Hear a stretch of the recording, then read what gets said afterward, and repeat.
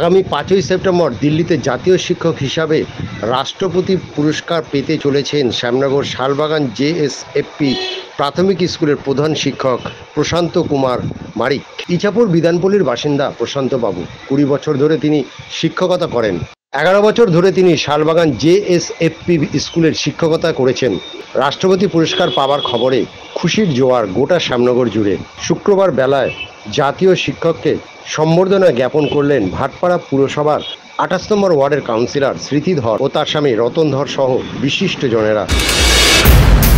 একজন আদর্শ শিক্ষক হতে গেলে একটা মানুষের প্রথম মানুষ এবং তারপর একজন শিক্ষক হিসেবে যা যা গুণ থাকা দরকার তার মধ্যে সেই গুণগুলো তার মধ্যে 100% রয়েছে এবং সেই শিক্ষার জন্য নিবেদিত প্রাণ বলতে যা বোঝায় আমাদের বিদ্যালয়ের প্রধান শিক্ষক মাননীয় প্রশান্ত মারিক মহাশয় সেই একজন ব্যক্তি যে ব্যক্তি শিক্ষাকে জীবনের অঙ্গ হিসাবে গ্রহণ করেছে। কবে জানলেন খুশি খবরটা? আমাকে মাস্টারমশাই ফোন করেন 27 আগস্ট সন্ধ্যেবেলায়। উনি আমাকেই প্রথম ফোন করেন জাতীয় স্কুলের, ওনার পরেই আমি পরবর্তী শিক্ষক আর কি। শেষ আমাকে জানায় এবং জানানোর পর আমরা আনন্দে আপ্লুত হয়ে যাই। তারপরে আমার কাছে নোটিফিকেশনটা আসে এসআই অফিসের মাধ্যমে। আমরা তারপরে আমাদের আরও মাস্টারমশাইরা আছেন সবাই আমরা পরের দিনকে মাস্টারমশাইকে সম্মানিত করেছি আমাদের ক্ষুদ্র পরিসরের মধ্যে থেকে। সেইভাবেই আমরা সবাই জেনেছি এবং আস্তে আস্তে সারা শ্যামনগর এবং সারা জেলা এবং সারা রাজ্যের মধ্যেই জেনে গেছে।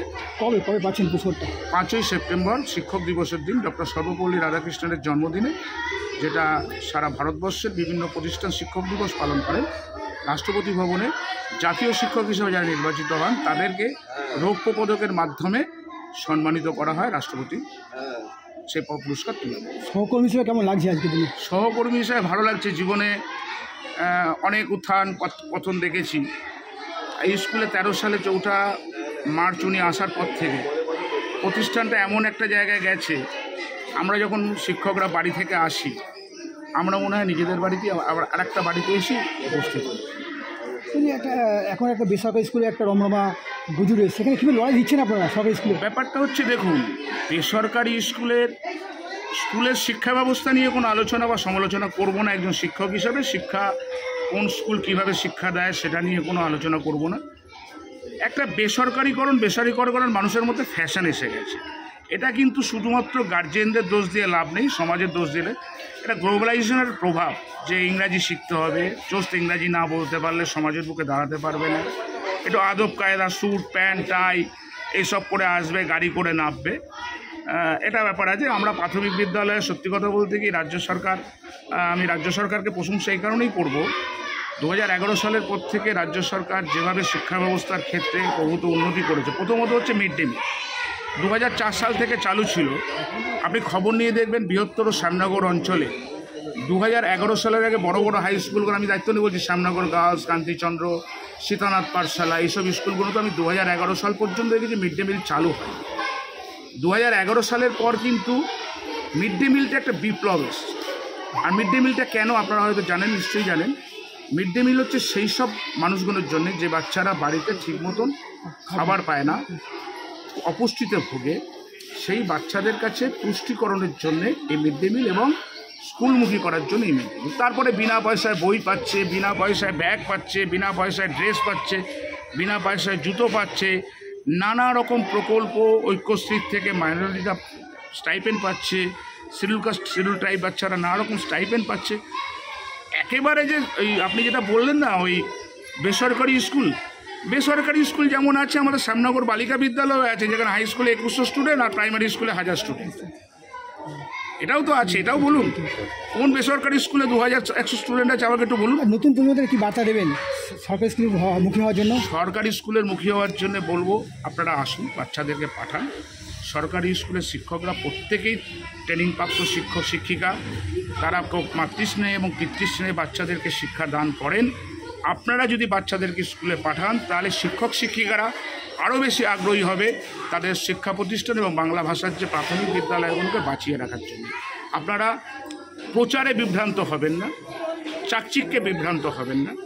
আসুন সবার সাথে, মানে সমন্বয় সাধনের মাধ্যমে, যেটা আমাদের বলে আর কি, যে আমরা একসাথে বসে সব জাতি ধর্ম বর্ণ নির্বিশেষে মিড ডে মিল খাবো, পড়াশোনা করবো, এটা বলে সমন্বয় শিখন। এই আমাদের ট্রেনিংয়ের ভাষা। এখানে হিন্দু, মুসলমান, আর্য, অনার্য, শিখ, পাঠান, মুঘল যা আছে সব জাতির মানুষ কিন্তু এই শিক্ষাক্ষেত্রে এসে মিড ডে মিলের টেবিলে বসে কিন্তু জাতিভেদটা বন্ধ হয়ে যাচ্ছে। জাতিভেদ নিয়ে বা ধর্ম নিয়ে যে সমস্যা আজকে দেখা দিয়েছে, এই সমস্যা উৎপাটিত করতে গেলে রাজ্য সরকারের পরিচালিত বা সরকারি পরিচালিত যে বিভিন্ন বিদ্যালয়গুলো আছে, সেই বিদ্যালয়ে যদি গার্জেনরা তার বাচ্চাদের অংশগ্রহণের মাধ্যমে নিয়ে আসে, সেখানে কিন্তু তাদের মধ্যে ধর্মবিদ্বেষ বা জাতিবিদ্বেষ সৃষ্টি হবে না, এটুখানি মনে করি। আমার নাম শুভেন্দু ভট্টাচার্য, সহশিক্ষক, শালবাগান জেএসএপি বিদ্যালয়ের সামনে। আমি নদিয়া জেলার ধুবুলিয়া জেলার অন্তর্গত সোনাতলা গ্রাম থেকে আসি। আমার বাড়ি এখান থেকে 103 কিলোমিটার।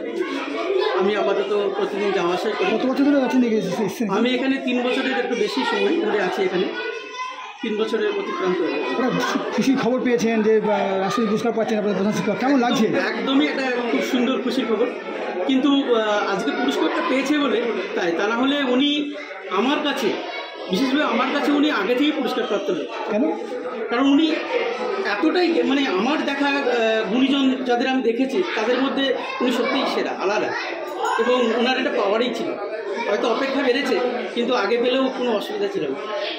এবং আমি সত্যি করে স্পেশালি আমি খুবই, মানে এতটা খুশি কি বলবো, আমি আমার বন্ধুজন, আমার পাড়া প্রতিবেশী, আত্মীয়স্বজন সকলকে এই ব্যাপারটা নিয়ে এত আলোচনা করি না। এমনি শুধু পুরস্কার পাওয়াটা না, আমি এর আগে থেকেই মানে আমার বন্ধুদের কাছে, আমার পাড়া প্রতিবেশীর কাছে আমার এই স্যার সম্পর্কে অনেক আলোচনা করেছি।